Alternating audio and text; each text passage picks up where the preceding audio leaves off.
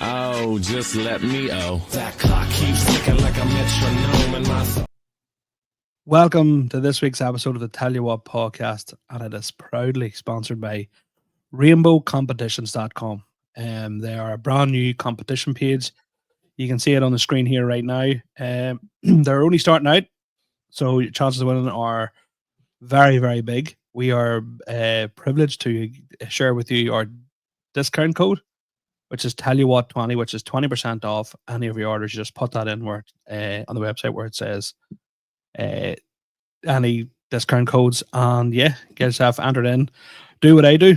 Wait till the day the competition's being drawn. If the amount of entries is low, buy a couple. Increases your chance. Also, I have no patience, so I like to enter on the day. So anyway, well, we're now about to start this week's episode with me, Talal Jomar, and my co-host, Sean McAleeve. Sean, how are you? I am absolutely fantastic. Apologies to everyone, this episode hasn't gone out live. We had a few technical difficulties on our Sunday night, but we're doing the pre-record on a Sunday here. I'm starting to feel a wee bit under the weather, so we'll try and keep this boat on the river here, as I said. But what a weekend, Talal. I was going to say with sports news coming up, we're going to skip all this. We'll have the biggest weekend in Coal Island history. Yeah, Talal Jomar moved from Android to iPhone. Fabrizio Romano, here we go. It's unbelievable signing. I actually quickly want to talk on this. So anybody who knows me knows I've had an Android phone for as long as I can remember. I have a Apple work phone, which I didn't really like, but I had a Google Pixel 8 Pro. I think I actually discussed the problems I had. That's only like a year ago we were talking about that. It's not even that. Year ago. God. So I have the O2 switch up with or the switch up with O2, which means you can change your phone every 90 days. So I had the Google Pixel 8 Pro, yeah.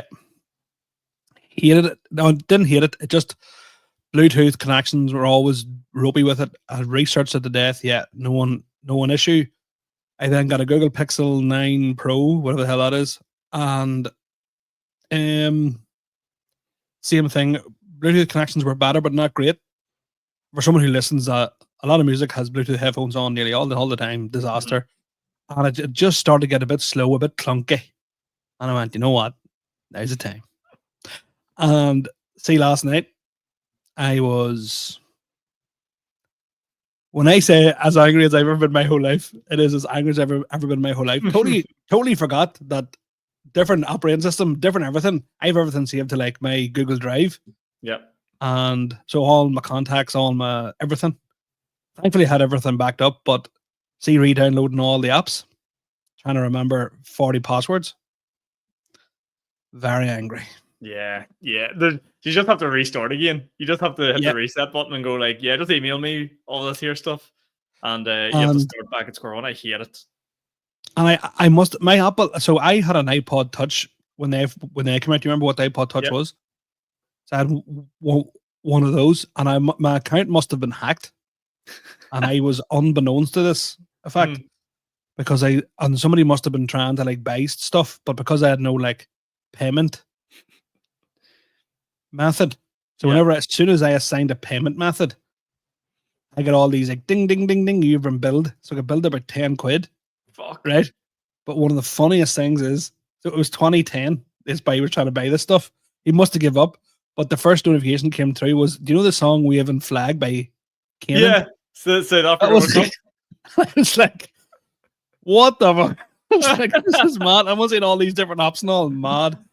But yeah, so I'm sort of coming around to the Apple here now. But do you know what? I was the same as you. My sister, younger sister, still does not let up that I switched to an iPhone because I used to hate iPhones. And my argument about it was, see, value for money. He's all on me. Value for money. They're no better. Now they're about the same price as like every other phone. So like that's why I like switched over. But here, I could take it or leave it. I have no love for the thing. Like if it had been a lot more, it's exactly the same price as was paying from a Google Pixel 9 anyway. Yeah. So may as well anyway. So and then they were like, well, what about a Samsung? And I went, no, it's Android. I want away. Move me away. But yes. So the big news of the weekend, I had my first ever solo show in the Crack Theatre, the Middle East based. Yeah, it was a successful night, I think. Definitely, very successful night. I thought. I like to refer to the Crack Theatre now as Mecca for all comedy. It's just it is. It was a great night. Great. Do you know what? We always talk about like the country crowds and stuff like that, and how they're a wee bit different and stuff like that. But I'll say this: this was almost like your crowd. I didn't realize. I say it. I think you have fans. I think you have like people. You get people to come down that are like, you know them all, but you're saying people you're like, I don't know who that old boy is in the front row. Yeah, which was, you know what? I sold an insane amount of tickets now in the context of other comedians, right? It's not that big, right? It's a drop in the ocean. But for someone who's just started, really, still learning the ropes, it was an insane amount of tickets, to be fair. It's just like, this is crazy. It kind of almost, not threw me a bit, but it kind of almost made me feel a wee bit like, oh my God, this is mad. And but you don't actually get, it's the closest to a wedding day I'm ever going to get. Maybe you always hear the bride and groom saying, they don't, like, you don't get time to like enjoy your day. Yeah. And I didn't. Like, I enjoyed being on stage. Everything outside of that was hellish. But there must be something, you always hear big comedians talk about this. He's like, there must be something lovely about, like, I was listening to Tom Segura talk about it. He goes, he rocks up to a city now. He goes to the gym like 3 o'clock, round to the venue for 6, sport act on, walk straight. Like, that must be lovely. Like, see when you go, like during the week, for people who don't know, Tal's messaged me during the week of it going, what color lights do you want? And I'm like, Tal, I don't give a fuck. Like, you're stressing about absolutely everything. It's like the unknown stuff. Like on the night, you're like, there's people down there who are good help. They're being like, oh, that chair's maybe a bit round at the top to sit water on. We'll put a box. Like, there's so much to think about. The production side of it, sound, and even when you have people that you've like booked to do it, you just know that you need to like just double check things, make sure it's done the way you want it, and it's such a hassle. Like it is, and even and this is going to sound horrendous, right? But it does make sense. So so I decided to go to work that morning, right? Because I was going to take the day off, and I was like, you know what, I'll go to work and keep my mind off it, whatever. Went to work, paced the floors of work all day, like never sat down, just paced the floors. Got home, so then you're trying to like, I was trying to do things like take my mind off it. So I was playing with my 2 kids there. But the best thing I could have done was like go for a walk or go for a drive or go to the gym or something. You know, it would have been something completely by myself. Didn't do that. It's kind of then trying to get my 2 kids fed to get them dropped off at the grannies so Claire could come back over then. And I'm just like, this is so stressful. Like, I was like, would these 2 just fucking eat? Stress, like never mind the adolescent show you have to watch. I was like, two easy. It's a big day for daddy. They're like, hey, what do you do? And they're totally oblivious to what I was about to do. Like, but no, it was here. It was a great time at a. But yeah, it was one of those ones where like, how I pictured it, nothing like it at all. In what way? Do you think it was like a lot less glamorous than you thought it'd be?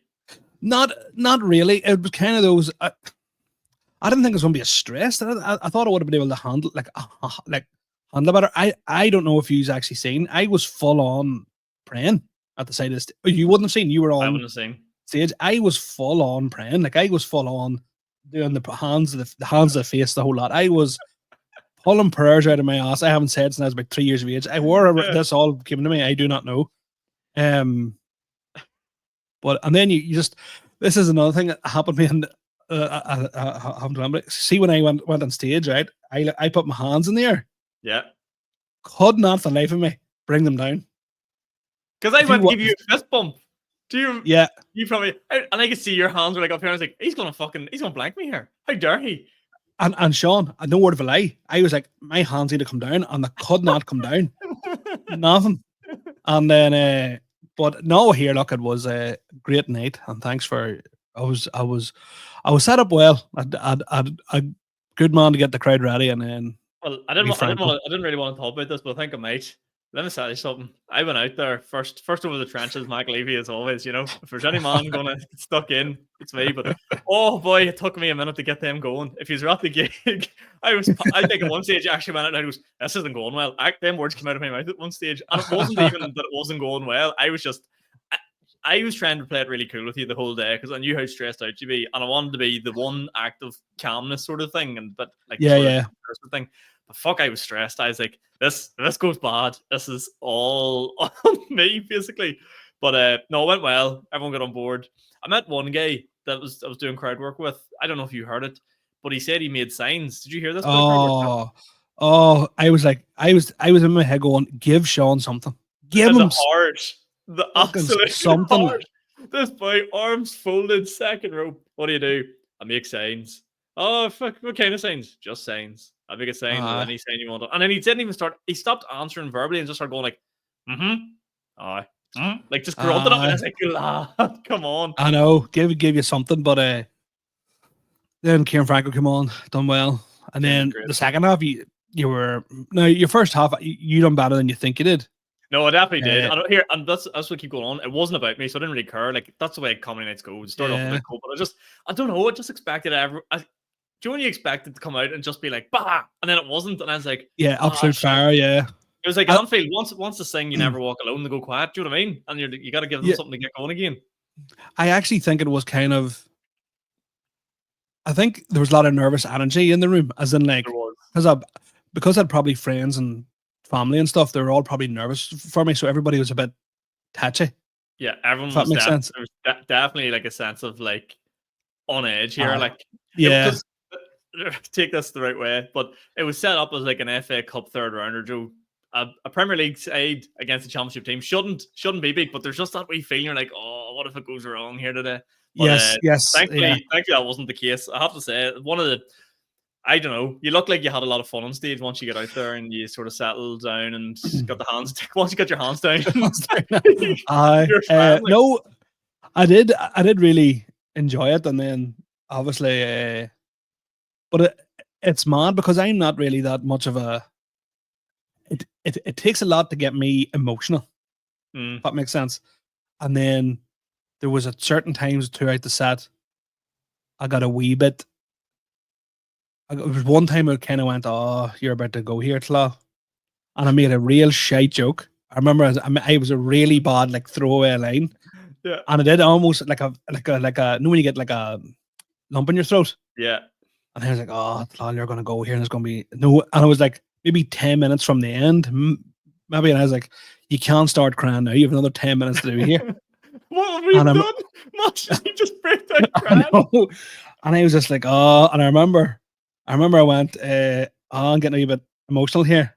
And he's probably thinking through with this show. I was like, no, just remember I have to spend all day at home with 2 kids tomorrow. And it was the worst line ever. Like, but it almost got me sort of back on. And then here, look, stand ovation at the end, like a bit.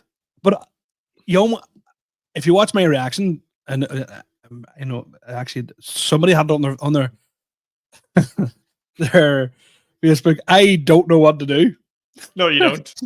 I just like looking around, but it's because the mic was meant to stay on. I was meant to get Claire down, and then you and Kieran out for a photograph. But I was like looking over to the side, and I was like, somebody just come on stage here. Somebody just get me out of this handling I'm in here. So but what happens? You said to me, you goes, Claire's going to come on first, and then I'm going to go on. And I was side stage. I mean, like, raring to go, like ready to run out, and the music started playing, everyone stand up, you have your hands there. I'm like, right, where's Claire? Sort of half peering out, but I couldn't really see. I was just trying to see if there was anything happening. Yeah, nothing really happening, and it just was going on and on and on. Not like awkwardly long, but I was just like, what? And I seen you look around to me and be like, I was like, right, we need to go. But see, seconds before that, Sean, the photographer, shout out Sean. He listens to the podcast. Sound lad, great fella. And he was like standing stage. I was like, you need to be ready too. We're all going out here. And you kind of see in his eyes, like no one wanted to go out. Yeah, he messaged me after and was like, whenever I walked out, he's like, I don't know how you he goes, I don't know how you boys stand there and talk. And I was like, why? He goes, I walked out, I'm completely shit myself. He goes, I was about to run back in. And I was like, no, but like, I goes, don't think it's the wrong way. No one was looking at it. I was like, Yeah. you're the photographer, like, and I almost had to do like the World War II trenches. That is like, we're all going over together, and if you take one step back into this trench, there's a boy waiting here with a pistol going to shoot you. Like that was like, but no, we did get a nice photograph, me, you, and Kieran with our sparkly lights behind us. That's the money shot. That is the goat comedy photo, like, and the black and white too. I know. Do you know something? It's look here, look, it's something to be. It's one of those ones where, like, because I'm like, you sort of grew up in the countryside and you're taught not to be like cocky or like overconfident or anything like that. So you do feel almost, you almost feel bad for feeling like proud of yourself. So I think that comes into it too, like, and then I don't know. I think because I was trying to be like cool all day. I was like, right, I'm gonna be pretend I'm all cool here. Inside I'm going 100 miles an hour, but I was like, I just want to be cool. And then, whereas if I had let a bit of emotion out throughout the day rather than it all building up, but there was after I'd walked off stage, I just needed a wee moment just to bring myself right, and then I thought it was grand. Like, I'm right and had lack of points after. But it is almost that, like, we were just talking about earlier, but it's over and you go, all right, okay. Yes, it's such a crash. Like? It's not even like, fuck, I wouldn't even know what a come down is, but it doesn't even have that. Do you know what I mean? It's like not even like, it's just nothing. It's like almost like empty. Yes, it's just like right. Yeah, like you can actually see what happens. These big turn comedians are just like, yeah, all this hype that night, and then just go home and there's just nothing. It's like the first time I felt like that was when I went and seen Big Ben.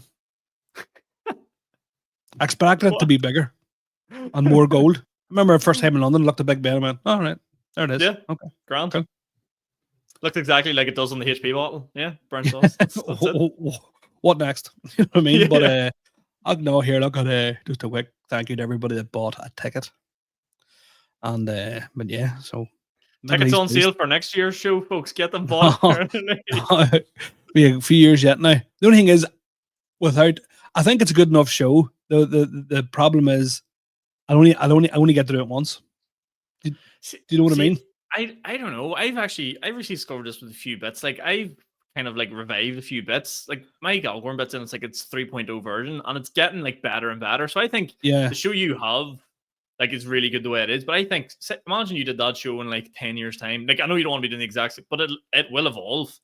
Yeah, and, like, bits that you have maybe about like people in your life and stuff like that, they'll be pretty similar, but like different slants or different versions, and you'd be like, that actually could work better, and it just makes more sense in like a show and stuff like that. So it's do you know what it is? See your show. I said this to you afterwards. It's such a good story. Like, it's like a chapter. It's like chapter 1, and it proper makes sense. Yeah, so it is kind of which is why I was never in a rush to do like a solo show, because I used to have like maybe 7 to 10 minutes of material of like my mom, my dad, whatever, and all that. And then it sort of got to about 20, 25 of it, and I went, you know what, I could really make this into like a full show. Yeah. And then that's when it just sort of all clicked. Now, I probably did more reps of the show, but again, I was so sick for the first couple of months of the year that I never really got gigging as much as I wanted to. But yeah. Anyway. But it's like, what are you going to do? You're going to go to Edinburgh and do a month of the exact same show to tighten it up, to do it for one night? Do you know what I mean? It kind of doesn't really make sense. Yeah. Like, unless you're bringing like a tour. Oh my God. Yeah, I know. And then I don't have any, like, it's all right saying to book small venues here and there, but nothing would be as bad as like doing that show to 3 people. Do you know what I mean? It would be. Yeah, it would kill you. Yeah, you know. But no, on the whole, very, very happy. Glad it's over. I've no plays, no stand-up, nothing. I'll take a week or two to myself and just... I'm delighted. You've been a melt with these plays and these fucking shows and everything. I'm like, talk about just record an episode of the podcast, please. I know, and I have... down to mods on a Tuesday and, yes, get back to five-a-side or whatever it is you like to do. Get back to normal life. I've had like that ahead of me this week. I'm just like, I'm not doing as many gigs anymore. I'm having normal life. I'm going to the gym. I'm playing five-a-side. I don't care anymore. Yeah. So, what was I going to say there? Yeah. So I have a stag do next weekend, and then dreading the stag do. Dreading it. Can't drink. I don't really drink anymore. I'm dreading it, but it should be good. It should be good crack. Like, it's only in Derry, so it all goes to shit, I can just get an Ulster bus home. Like, you know what I mean? Yeah, Like, I you just can just. hold the pin like at any stage.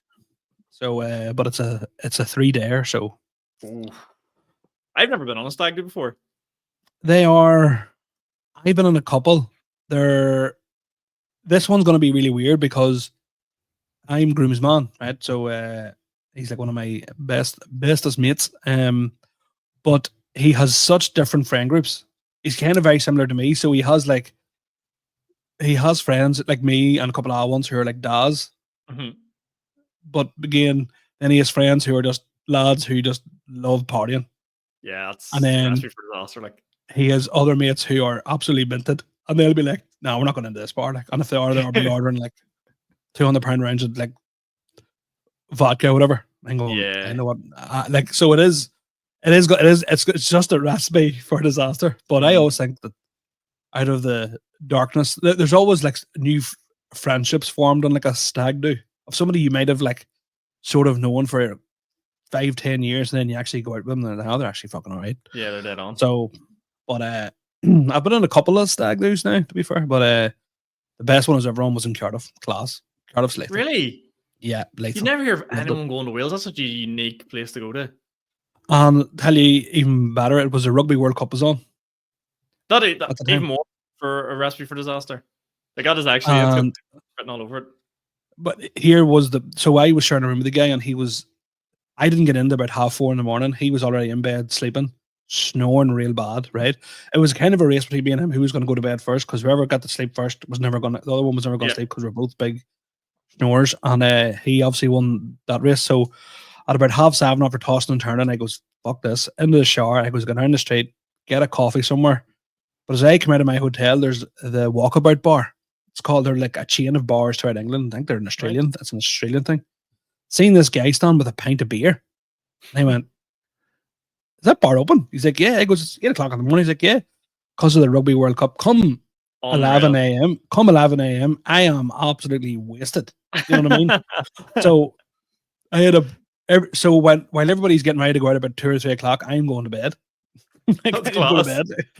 You and him are on like opposite shifts. It's like night shift, yeah, shift. Yeah. So it was but no, Cardiff was great crack, like, but yeah. So that's sort of been my week. iPhones, solo shows. Too much excitement for me. Too much excitement. I need to relax for a wee bit now. So get yourself back into the salt rooms. Chill out. Get myself back into the salt room. A bit of normality and life again. Can't wait. Sounds good. Sounds good. I want to talk about I'm in a predicament at the minute, right? I need you to help me out with something, right? So, as we know, I'm a darts phenomenon, right? Yes. We've talked about the last few weeks of the podcast. I went down to my first ever out of the house darts tournament. So I went down to a place in Belfast called Gallagher's Bar. It's in Cityside Shopping Centre. It's a great wee spot. They have loads of darts on there. The guys at Racing Darts and stuff like that there always have stuff on there. But this guy invited me into like an amateur darts competition on a Wednesday night. I goes down to, and you want to see the group of men and lads at this thing. I mean, it's like every age of the cast of Superbad. Do you know, like from like yes. it's like them at 18, them at 30, them at 40, them at 50. It was class, right? So I get down, guy wags me, he goes, right, it's £5 into the pot. You pay £5 in, winner takes all. But if you lose in the first round, you go into what's called the Duffers tournament. And basically, if you win that, you win like a tenner. So like, it wasn't really about the money, but anyway, I go down, everyone's just warming up. I'm looking around. There was one guy warming up beside me, and he was wearing, I'm not even joking, a full McDonald's uniform, shoes and everything. Like, properly looked like do you want fries with that? Like, so young, noodly head on him. And I was like, one of the boys was sort of chatting to me, and here, straight away, I should have mentioned this off the top. Everyone knew who I was. Absolutely mortified. They all were class. like, nah, it wasn't class. Everyone's like, man, I see your TikToks and all, and I seen your videos and that. And I was like, oh, scundered. Like, do you know that meme of what do you call him, Anchorman? We're like, boy, that escalated quickly. Yeah. That's 100% your darts life. So 100%. I go down, and they all know. Like, I'm not gonna say all, but I gotta say like 60% knew exactly who it was. People asking for me to follow them back and all. I am scundered, and it's like, Joe, like, have you ever played five-a-side with someone and like there's a fella there that plays for like a local, like say it plays for like Warren Point or Glenalmond, Joe, like one of those. So you're all going, he has to be class. Like he has to be good. Like so anyway, they do the draw, and I play a young lad called Charlie. Charlie must be about, I'm gonna say 18 roughly, and it's best of 3, so first of 2. Closest to the ball starts, and fuck me, I may as well threw the first dart into the wall. Like it was nowhere near this bullseye, like just miles away. But anyway, we get into the game, and he beat me in the first leg. Like I got down to a double. I didn't get thrown for the double, but he just nicked it. He finished up, and then second leg, similar sort of thing. Averaged like 45 in the first leg and 52, 53 in the second leg, which was actually decent enough for standard. Like, yeah, it's all right. And see, here, we were talking about nerves and stand-up. Never been so nervous in my life. Like, I mean, shaking. Like, I was proper standing at the hockey, like, going, doing like breath work, and I'm going before every throw. Like my watch, the way the Garmin watches I've on, like sometimes it's stand-up, it used to buzz going, you need to relax and calm down. I was doing that every 5 minutes, buzzing on me. I had to take it off, put it in my coat. I was freaking out. But anyway, lose the first game, so go into the Duffers League. And the Duffers League it's not best of 3. You play off 701 straight down, one game against somebody. And I like that. I like that. But let me tell you something. 701, if you're Luke Littler, takes about 2 minutes. See, 701 at this level, it would take a 15-minute match. I felt like your man Kachumbe running the marathon. I was like, when's this going to end? That's class. So we started off, and I'm not going to lie, I was being a bit... my dad always says, Sean, you're safe going safety with your life. And I was just aiming for the fat part of 20. No triple 20s, just 20, 20, 20. So constantly hitting 60s. Get down to 66. And the guy that's behind, I'm like, on 66, the guy that I'm playing's on like 290. So I'm like, I've got time here. I've got a wee bit of time. But I know if I miss this double, we're screwed. We're going to be here all night. Like, because that was the theme of it. If you got down to double and you missed your first 3 at it, like, it was bad for everyone watching. Yeah. And anyway, your boy that beat me in the first game was behind me, and he could see I was quite bad at the math of doing it.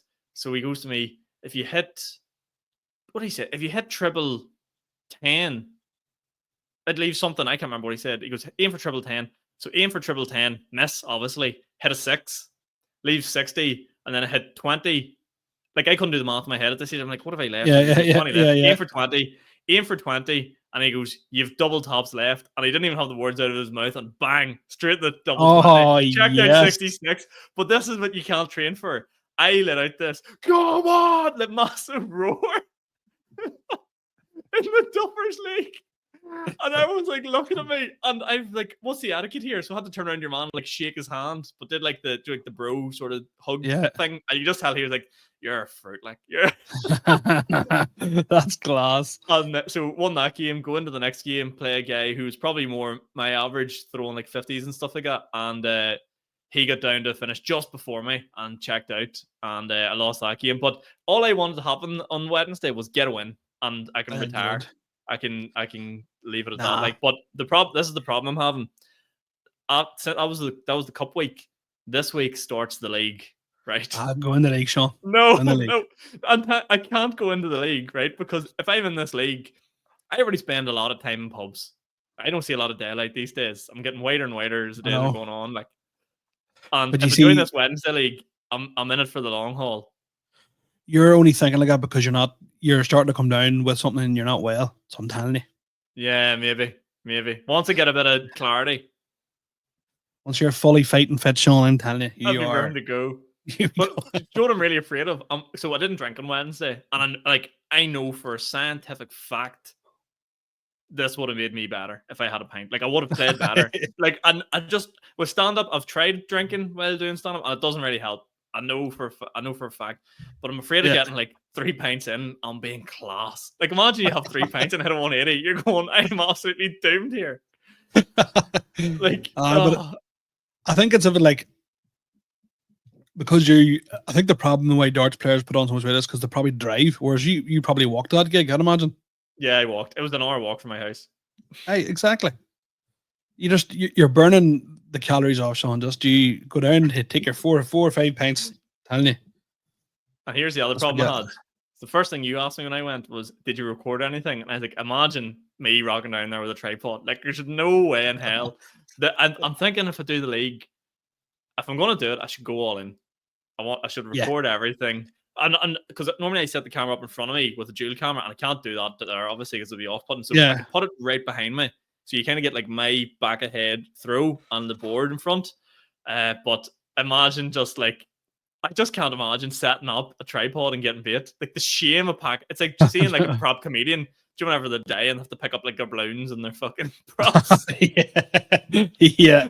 I know what you mean. Like, do you want me to pretend to be your like cameraman going eyes? No, that's worse. No, but I'll not even speak English going off. He's doing he's over on like a foreign exchange student thing. He's just doing a wee project here. I'm helping him out. The wee fella's down doing we'll say he's doing an exchange with Belfast Met. Yeah, exactly. Yeah. I don't know anything. Film studies. But yeah, so I really enjoyed it. Shout out the guys that helped me down in Wednesday. Actually, do you know what? I'll say this is my main problem with it. I really enjoyed it. And if you enjoy something, you should keep doing it. Yes, exactly. And it's the kind of thing, the more you do it, the more obviously the first time you go was daunting and all that, but the next time you go, it'll just be like you've always been going. Like see, the thing is, I can't picture this bar. By the way, I don't know if you've ever been in it. It's a proper sports bar, like TVs everywhere. And it's on a Wednesday night. This league's Cityside, the shopping centre, Yorkgate in Belfast. No. But like it's just in a shopping centre, right? So which is random enough, anyway. But it's got TVs everywhere. And I'm like, imagine in here on a Wednesday, Champions League on, the darts league. Like I can get into this, like. I might marry Austin just to get the divorce and then become full-time darts player. You're actually selling it to me. I might start the old darts myself here. It sounds lethal. I'm telling you, the stand-up's going on the back. Madden's on a Tuesday. Whoever wants it can have it. I'll give it away for free. Has better. Imagine turn the Tuesday open mic into darts night. Hey, this is what you do. Get rid of the bucket pull, get rid of sign up on the night. You have a darts board. Every comedian closest to the ball. That is unbelievable. That is. Imagine this, like if you hit it, that would be class. You've got me thinking here. I'll not be able to sleep for a week now. So here, telling you. It's big stuff. I just I just can't get my head around it. Like I just know if I go, I'm in the hole. Like as I said before, I think you're going to end up looking like me, and I'm going to end up looking to you. Like only one of us can be skinny on this podcast. This is the problem. We can't both be handsome. You know what I mean? That's it. That's true. The way to go. Like so, yeah. I know. Had lots of fun at the darts night on Wednesday. What else to do? Oh, I want to have this. I don't know. I'm really into it at the minute. Maybe because there's no football and stuff on. Amateur shit. Now I don't mean that in a weird way. Like just Joe was back this weekend, and I haven't went in a long time. The start of the football league. So now that the championship isn't on yet, and the Gaelic sort of ended, I went down to watch my local Newry Shamrocks team there. Yesterday, and was it Saturday? Yeah, Saturday, and they're playing Dara Cross. Fuck me, boy. For £5 in on the door, the greatest value you'll ever have in your life. You couldn't beat it. It was unbelievable. See the chaos of the new rules. No one has a clue what's going on. It's like watching Tiny Tots on a Sunday. It was absolute madness. My wee girl was at a party yesterday, and there was a match on down at the club, and I could hear a whole phone match on the field, and I was like, that's the referee not having a clue about the new rules. Like that is exactly. And I was like, that's because it was a friendly, and I was like, they're not that heated over a friendly. That's the refs made a mistake here. Yeah, or somebody's encroached or something. That's see this 3v3 rule. So like for anyone who don't know, you're only allowed 3 players in one half. They can't all go behind the ball now.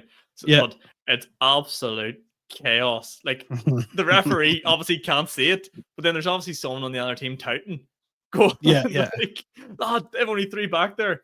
But it happened. The Shamrocks were down by 2 points. 2 points with about 2 minutes to go. And the referee calls. Shamrocks had the ball, mooching around to try and like get a goal or get close, not getting anywhere near. The next thing, the referee just randomly blows the whistle. No one knows what's going on, and he's going, you know, you have only 3 players back there. There was actually 4. One of the boys was behind the goals drinking, do like a bottle of water or something while nothing was happening. Yeah. Which here, Yeah. I play corner forward, and see if you're corner forward, corner back. This is like the best thing ever. You don't have to track back or go anywhere. It's fantastic. But anyway, he blows a whistle and goes, no, that's free up there. And as he gets up there, he realizes, oh no, there's another boy behind the net, like drinking water. So it's not. So he just walks back down the pitch again, gives the ball to Shamrocks in the 45. 2 minutes later, the like hooter goes. So there's like a hooter now, but the game doesn't end until the ball's out of play. Yeah. And what happens? Newry Shamrocks break through, hit the onion bag, get a goal, win by a point. Oh, greatest favour I've ever spent in my life. I was so happy. I was at the Dungannon Swifts versus Bangor in the Irish Cup semi-final there. Right? Down at Seaview. And a friend of mine is a huge, well, she's a Dungannon Swift supporter. Now, I didn't know what to expect, right? Genuinely didn't know what to expect. Carnism is the only thing I expect, actually. To be honest with you, it wasn't really. But I walked into, is it the Seaview it's called? I think so, yeah. Where the Crusaders play, that's where the match was at. So walk in, and I was like, what is going on here? The Dungan, so we were obviously in the Dungan Swifts section. Full on, like boys with drums. I was like, I didn't realize the Dungan Swifts were as big. Like they took down 5 50-seater buses. What? Yeah. Damn. Plus everybody that travelled, right? Yeah. Mad respect. There was this like a group of maybe about 60, right? And all these guys, all steaming, right? Yeah. Absolutely steaming. Hadn't a clue what happened in the match, but they never quit singing from the first minute to the last. Now, the funniest thing I've seen in a very long time, so on the opposite end of the field was a massive, I mean, this huge sign that said Bangor FC Ultras. Oh, no. To myself. So you can sort of have and I was like, there's somebody there that's 93 years of age. Like, there's no way he's an ultra. Like, there's no. Yeah. So what is the? How do you become an ultra?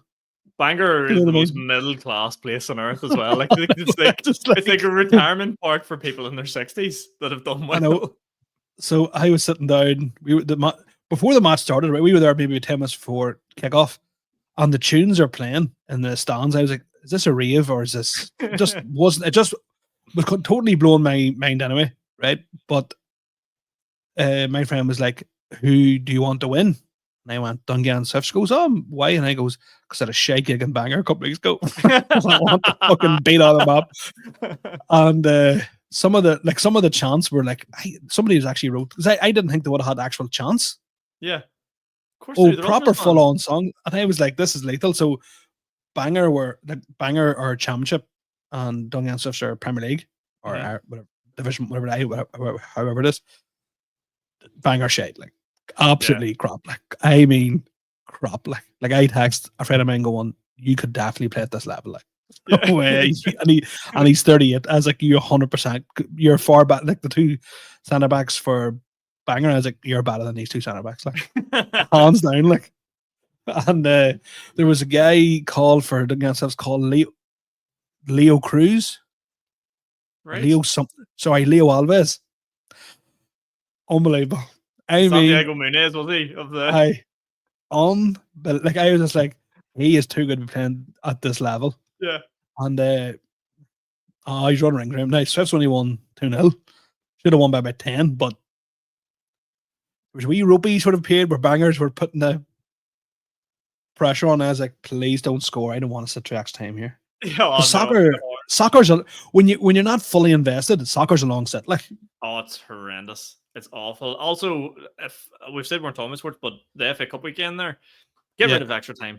There's zero reason for extra time anymore. No one does anything in it, and even if they do win an extra time, I feel like they've stolen it. Like, no, I don't want to see it. The thing about extra time is nobody tries doing it, as you say. Yeah, it's like crap. They're literally, yeah. And I also think for penalties, I think the whole squad should be allowed to pick from the whole squad. Like even if you haven't got subbed on. Oh yeah, like they shouldn't have to finish the game. Yeah. So I actually don't mind that. Yeah, that's a pretty good one.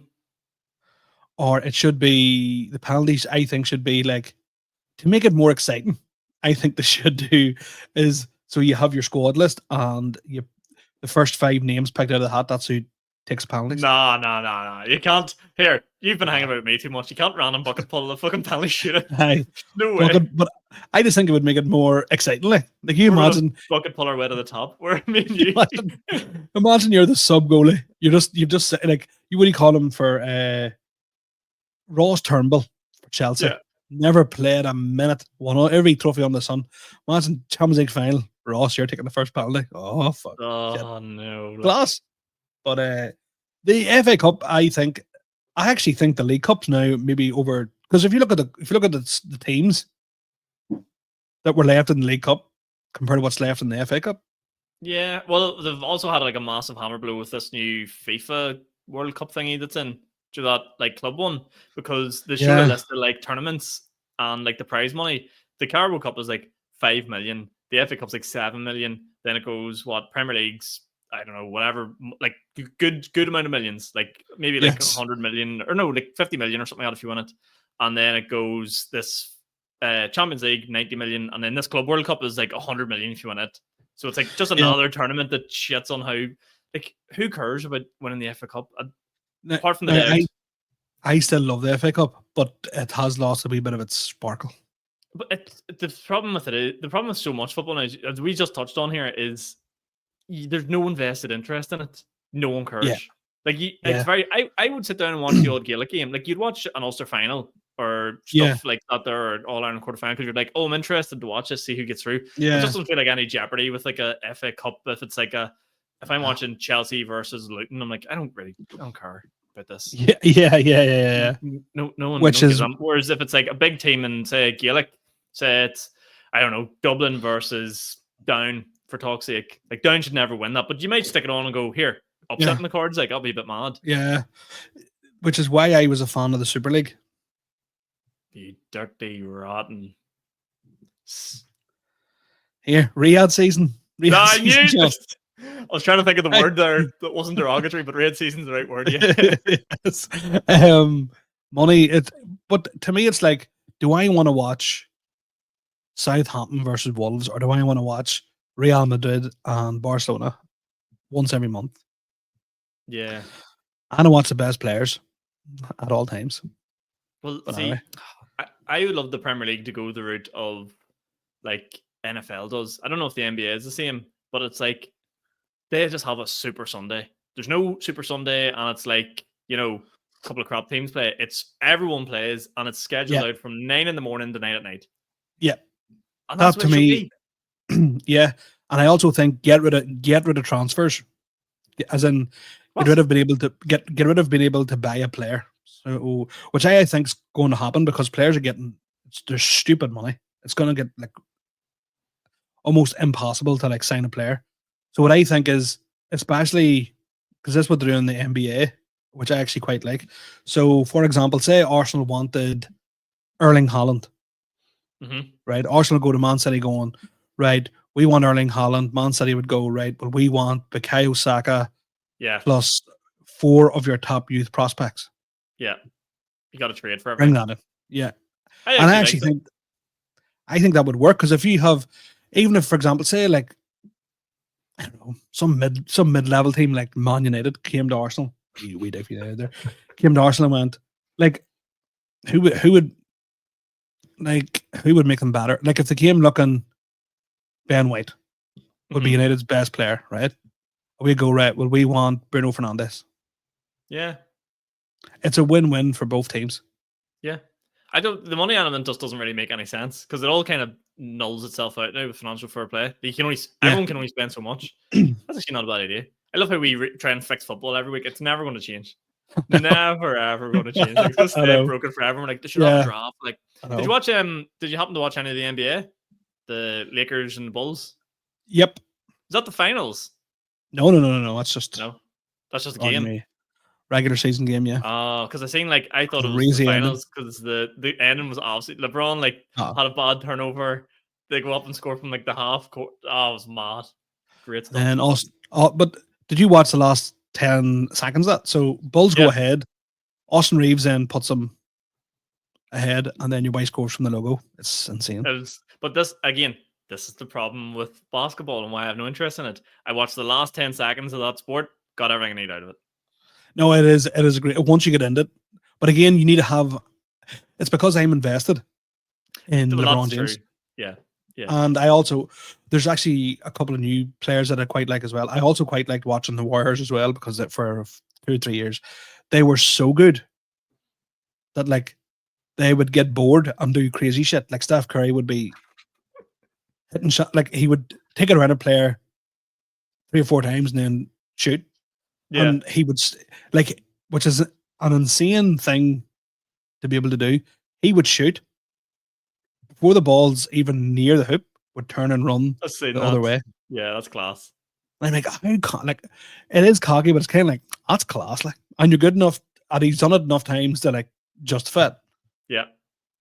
That's like Joe in the comedy world when you see people like taking a sip, going for their water or the pint or something like that when they know a banger joke's coming. Like they hit the line and they go and just take a wee sip of water. I seen it one time. See, this is you need to be careful of. That looks cool when you're good at it. I've seen it one time at a gig in Derry. A guy hit his line. He thought he was going to get a massive laugh. Got nothing.